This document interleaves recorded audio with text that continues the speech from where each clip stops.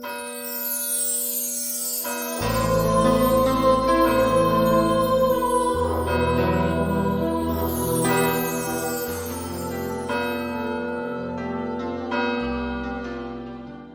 esté con vosotros. Y con tu espíritu. Lectura del Santo Evangelio según San Mateo.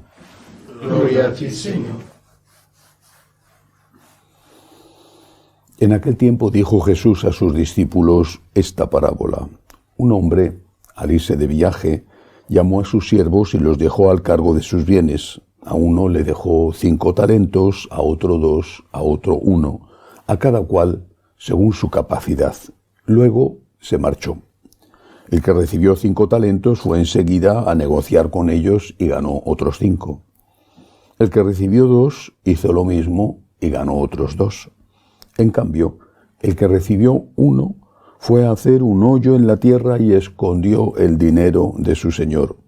Al cabo de mucho tiempo, viene el señor de aquellos siervos y se pone a ajustar las cuentas con ellos.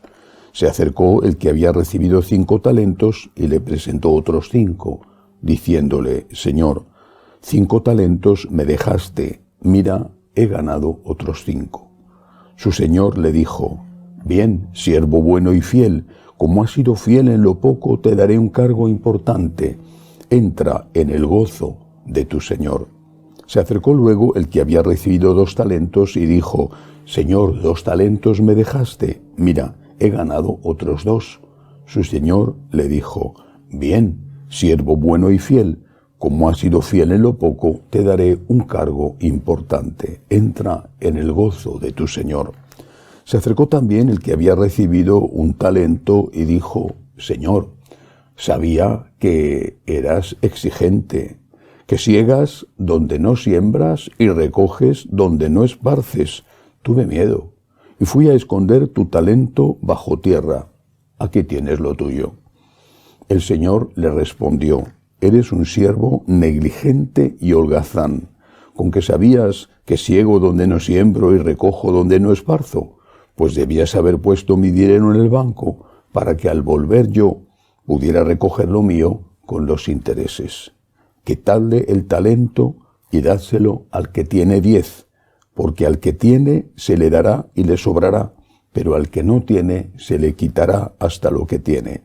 Y a ese siervo inútil echadlo fuera, a las tinieblas. Allí será el llanto y el rechinar de dientes. Palabra del Señor.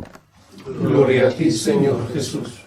Sigue Jesús insistiendo, enseñándonos con insistencia en que hay vida eterna y en que hay un juicio. En este caso, este Evangelio nos recuerda que vamos a ser juzgados no por un capricho de un juez extraño, sino por el amor de un padre que no deja de ser padre aun cuando es juez, y no deja de ser juez aun cuando es padre. Vamos a ser juzgados en función de nuestras posibilidades. Dios no nos pide lo que no podemos hacer, pero lo que podemos hacer nos lo pide y tiene derecho a pedirlo.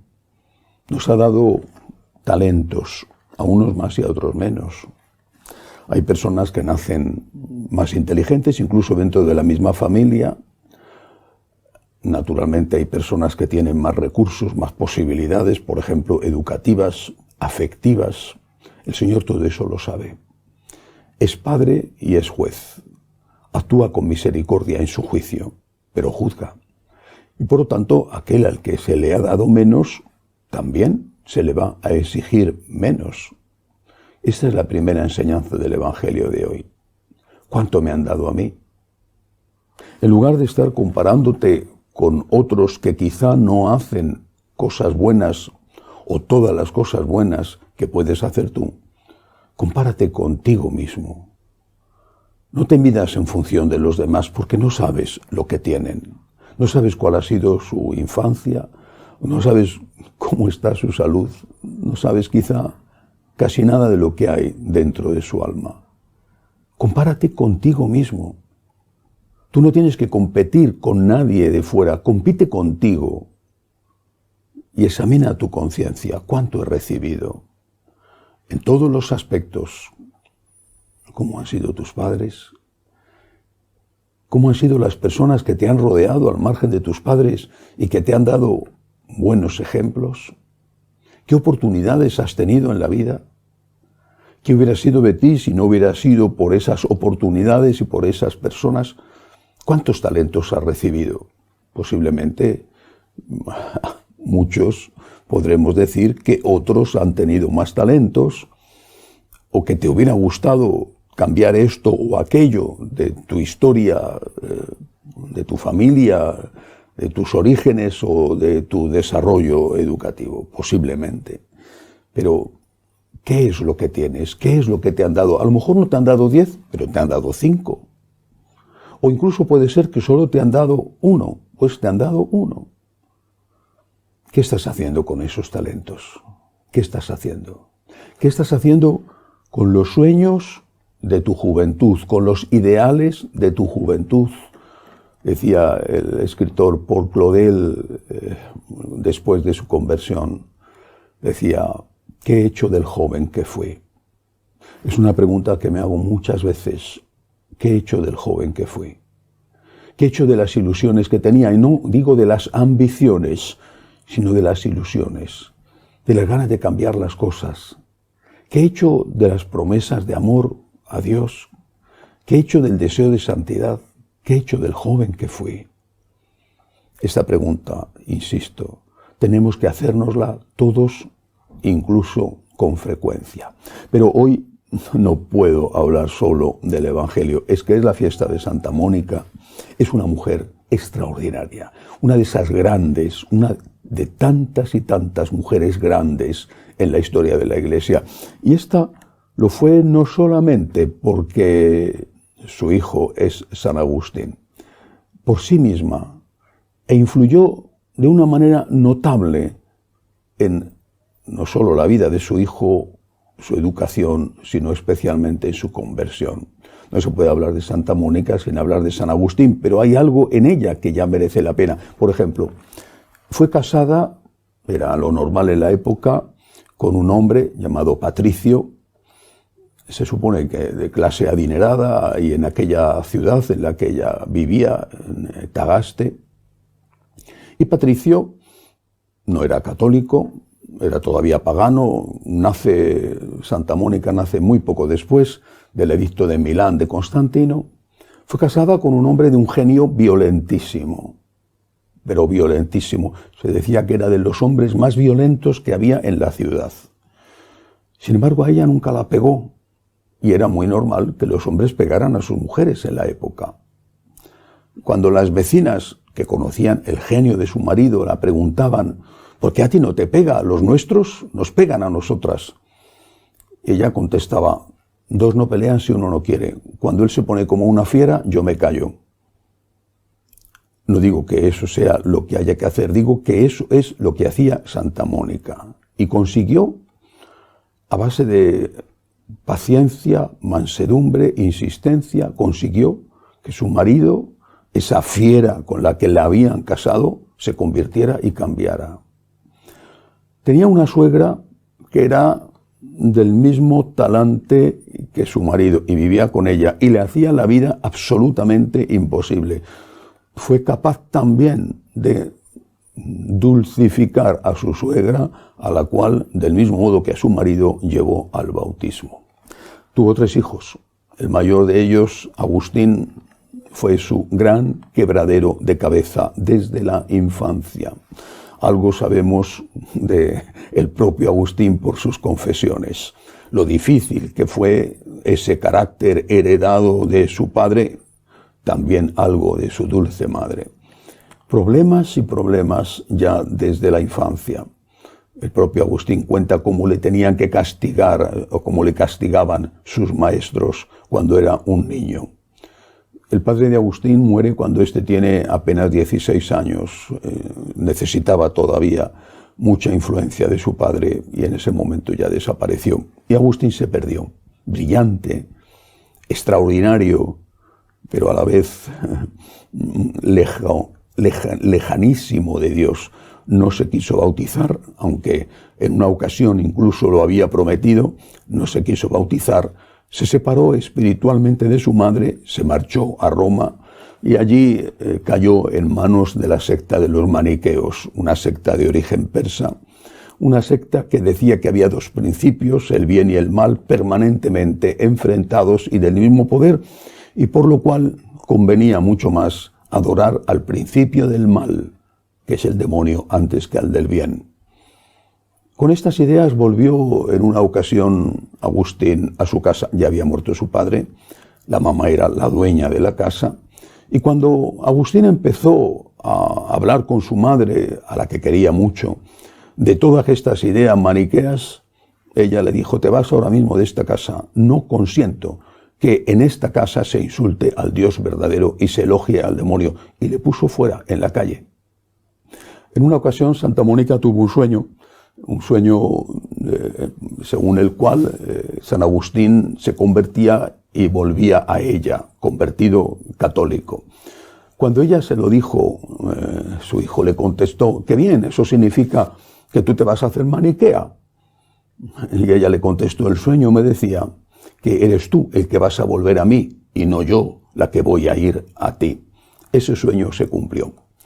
San Agustín, siguiendo su brillante carrera pública, llegó a Milán, donde en ese momento estaba la corte imperial, era el centro del poder en la Roma de Occidente.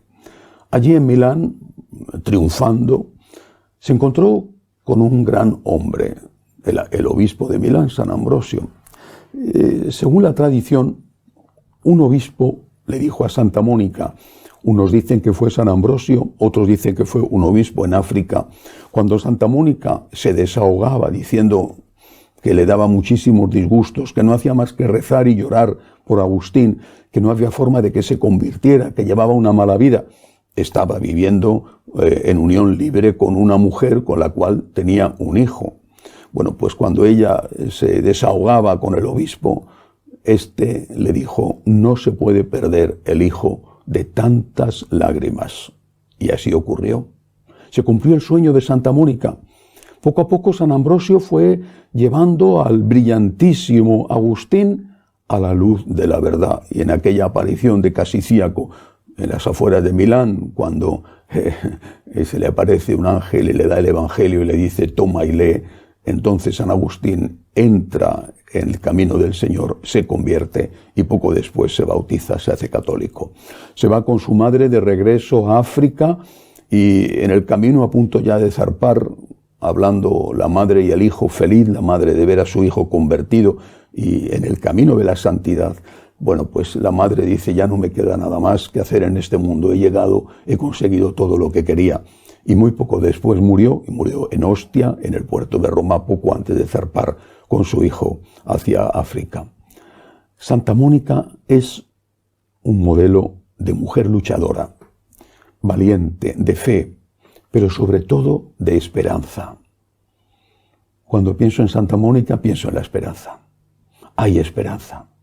Hay esperanza para las madres, para los padres, para todos los que sufren por el camino equivocado de sus hijos, que no tiene por qué ser tan gravemente equivocado como el que llevaba San Agustín, que adoraba a Satanás, que llevaba una vida licenciosa.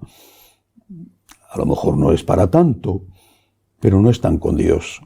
Y los padres sufren mucho, porque piensan qué va a ser de sus hijos lejos de Dios cuando lleguen los problemas de la vida y cuando llegue la hora de la muerte. ¿Dónde van a estar sus hijos? ¿Cómo van a afrontar las dificultades si no tienen a Dios, a ese Dios que a ellos les ha sido de absoluto apoyo y sin el cual no hubieran podido salir adelante? Hay tanto dolor en los padres al ver que han fracasado en lo más importante, la transmisión de la fe a sus hijos. Pues bien, Santa Mónica es un modelo de esperanza.